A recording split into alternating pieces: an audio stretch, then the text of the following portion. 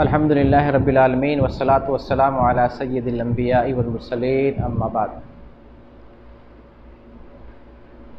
ہندوستان کی برسر اقتدار پارٹی بی جے پی کی ایک فیمیل لیڈر نپور شرما نے رسول اللہ صلی اللہ علیہ وسلم کی شان میں گستاخی کی، اور اس بات پر الحمدللہ مسلمانوں نے بھرپور ناراضگی کا اظہار کیا اور رسول اللہ صلی اللہ علیہ وسلم کا دفاع کرنے کی کوشش کی۔ اور حکومت ہند سے آج بھی مسلمان مطالبہ کر رہے ہیں کہ اس عورت کو کڑی سے کڑی سزا ملنی چاہیے۔ رسول اللہ صلی اللہ علیہ وسلم کی ذات گرامی ہمارے لیے سب سے افضل ہے۔ آپ صلی اللہ علیہ وسلم سے محبت کرنا ہمارے ایمان کا حصہ ہے، بلکہ ہم دنیا کی ہر چیز سے زیادہ رسول اللہ صلی اللہ علیہ وسلم سے محبت کرتے ہیں، اپنے والدین سے زیادہ محبت کرتے ہیں، اپنے گھر والوں سے، بیوی بچوں سے بھی زیادہ محبت کرتے ہیں۔ یہ ہمارے ایمان کا تقاضا ہے، اور اللہ سے دعا کرتے ہیں اللہ تعالی ہم سب لوگوں کو، موحدین کو، اسی ایمان پر اور اسی عقیدے پر خاتمہ فرمائے۔ آج جو میں نپور شرما کی ایک بات ہے کہ وہ مذاق اڑاتے ہوئے کہتی ہے کہ میں کیا قرآن میں اڑتے ہوئے گھوڑے کا مذاق نہ اڑاؤں، اس بات کی حقیقت آپ کے سامنے بیان کرنے کی کوشش کر رہا ہوں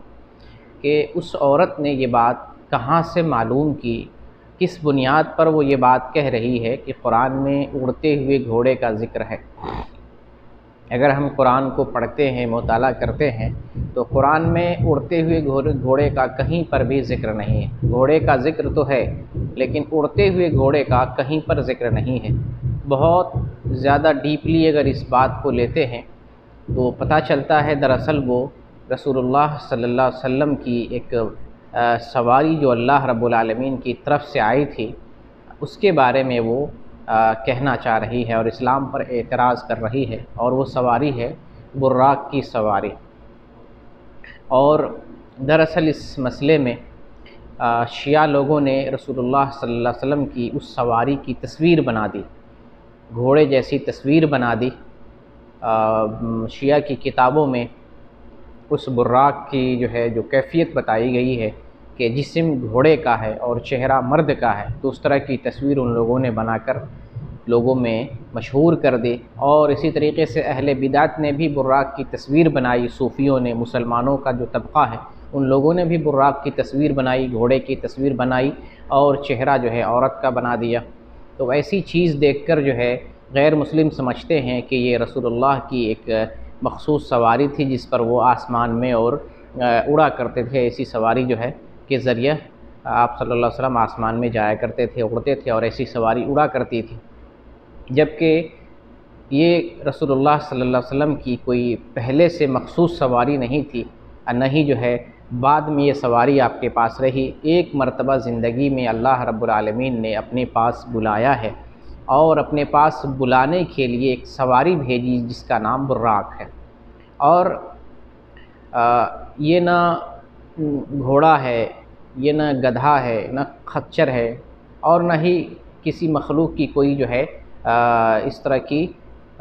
بات بتائی گئی ہے، بلکہ ایک سواری کہا گیا ہے، اور اس کا قد بتایا گیا ہے کہ یہ قد میں گدھے سے بڑا اور خچر سے چھوٹا ایسا جانور تھا۔ اور اس جانور کی جو دوسری تفصیل بتائی جاتی ہے کہ اس کا جسم ایسا ہے، چہرہ ایسا ہے، یا اس کے 2 پر لگے ہوئے تھے، یہ سب باتیں ثابت نہیں، یہ سب فضول باتیں، یہ سب ثابت نہیں۔ یہ براق ایسی سواری جو اللہ رب العالمین نے محمد صلی اللہ علیہ وسلم کو زندگی میں ایک مرتبہ عنایت کی اور اپنی طرف سے بھیجا تھا۔ یہ رسول اللہ صلی اللہ علیہ وسلم کے پاس ایسی کوئی سواری نہ پہلے تھی اور نہ بعد میں آپ صلی اللہ علیہ وسلم کے پاس تھی۔ یہ سواری اللہ کی مرضی سے آئی، اللہ کی مرضی سے لے کے گئی، اور اللہ کی طرف وہ سواری چلی گئی، جدھر سے آئی ہوئی تھی ادھر سے چلی گئی۔ اب اس سواری کو لے کر اسلام کا مذاق اڑانا، رسول اللہ صلی اللہ علیہ وسلم کی توہین کرنا،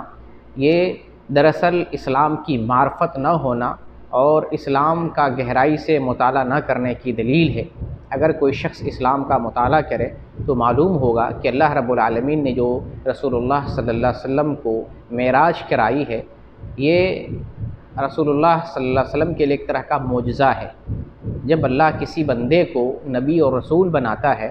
تو رسول بنانے کی علامت بھی دیتا ہے، نشانی بھی ظاہر فرماتا ہے، جسے معجزہ کہتے ہیں۔ رسول کو معجزہ عطا کرتا ہے تاکہ قوم والے جان سکیں کہ یہ رسول اللہ کی طرف سے بھیجا ہوا ایک پیغمبر ہے۔ محمد صلی اللہ علیہ وسلم کو اللہ نے قرآن کی شکل میں بھی معجزہ دیا اور آسمان پر بلا کر آپ صلی اللہ علیہ وسلم کو ایک معجزہ دیا۔ تو اس طرح کی اور بھی معجزات عطا کیے۔ تو براق کا تعلق اللہ کی طرف سے ایک معجزے کا ہے۔ معجزہ کہتے ہیں کہ ایسی چیز جو انسانی بس میں نہ ہو، کسی سے صادر ہو جائے اور وہ نبی ہو، یعنی نبی سے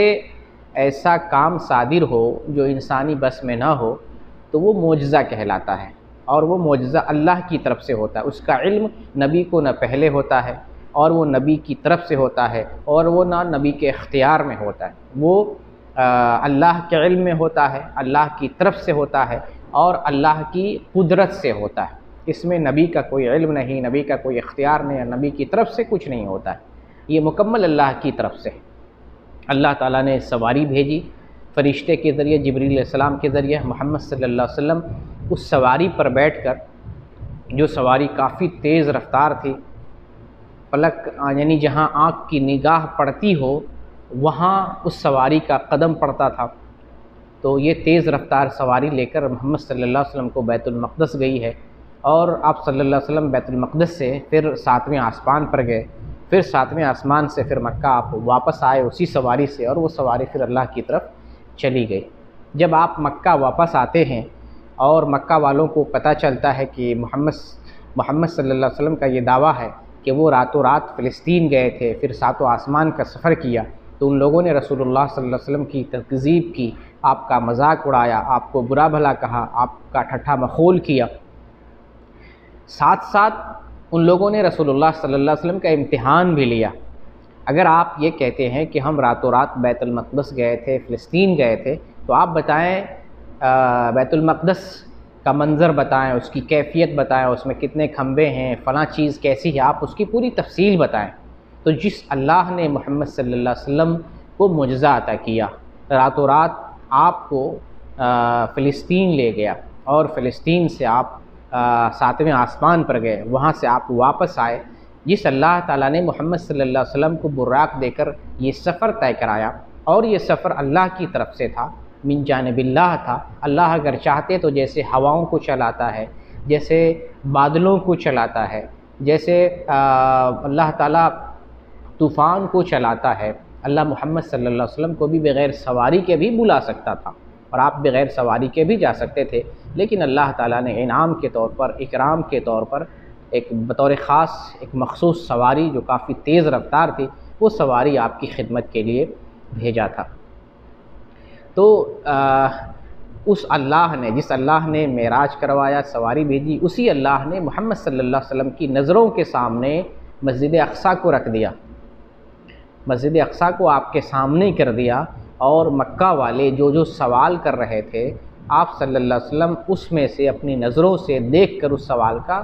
ٹھیک ٹھیک جواب دے رہے تھے۔ تو بہرکیف ایک طرح سے اتمام حجت کر دیا، جو سوال کیا انہوں نے، جو دلیل مانگی اور جو استفسار کیا، محمد صلی اللہ علیہ وسلم نے ان کے سارے سوالوں کا جواب دے دیا، جو اس بات کی دلیل ہے کہ یہ ایک معجزہ تھا، اللہ کی طرف سے تھا، اور نہ صرف آپ نے کافروں کو جواب دیا بلکہ قیامت تک آنے والے جو لوگ اس طرح کے ہیں، ملحد ہیں، ناستک ہیں، اور ذہن میں اسلام کے خلاف شکوک و شبہات ہے، تو ایسے لوگ، ان سب لوگوں کے لیے یہ جواب ہے۔ اور اسلام ہے، اسلام اتنی سنہری تعلیمات کا مرقع ہے اور مجموعہ ہے کہ اس پر دل مطمئن ہوتا ہے۔ اس کی جتنی تعلیمات ہیں صاف ستھری ہیں، عقل کو اپیل کرنے والی ہیں اور عقل کو تسلیم کرنے والی ہیں۔ وہی لوگ اسلام پر اعتراض کرتے ہیں جو اسلام کو نہیں جانتے ہیں، اسلام کو نہیں پڑھتے ہیں، اسلام کی گہرائی اور سچائی سے نابلد ہیں، یا اسلام کی عداوت میں ایسا کر رہے ہیں۔ تو جب ایک کافر کو رسول اللہ صلی اللہ علیہ وسلم کی طرف سے جواب مل گیا، اور کافر لوگ रसूलुल्लाह सल्लल्लाहु अलैहि वसल्लम के सामने उस वक्त गूंगे हो गए जब आप सल्लल्लाहु अलैहि वसल्लम ने फ़िलिस्तीन की बैतुल मक़दिस की कैफ़ियत बताई, वो खामोश हो गए। तो उसी तरीक़े से क़यामत तक जो लोग इस्लाम से दुश्मनी रखते हैं, इस्लाम पर एतराज़ करते हैं, उन्हें भी अगर इस हकीकत का इल्म होगा तो वो भी जो है रसूलुल्लाह सल्लल्लाहु अलैहि वसल्लम पर और आपकी सवारी पर एतराज़ नहीं कर सकता है। आप हिंदू मज़हब की बात अगर करें तो वहाँ तो अक़्ल को हैरान करने वाली ऐसी ऐसी चीज़ें हैं कि बयान नहीं किया जा सकता। और एक दो चीज़ें नहीं हैं बल्कि हज़ारों लाखों की तादाद में उनके देवी देवता, बनावटी, ख़याली और ऐसे ऐसे क़िस्से, कहानियाँ, ऐसी सी बातें। अगर सवारी की बात चल रही है तो आप दुर्गा देवी जिसे कहा जाता है हिंदू धर्म में, आप देखें उसकी सवारी शेर है। दुर्गा एक इंसान है लेकिन वो भगवान मानते हैं। फिर इसके मुतअद्दिद जो है रूप बयान किए जाते हैं, कभी कोई रूप, कभी कोई रूप, कभी लक्ष्मी का, कभी और दूसरे का, फिर जो है दूसरे से भी शादी होती है। और नवरात्रि में तो इनका 9 रूप माना जाता है और 9 रूप की पूजा की जाती है। और बल्कि यहाँ तक माना जाता है कि हर तारीख़ में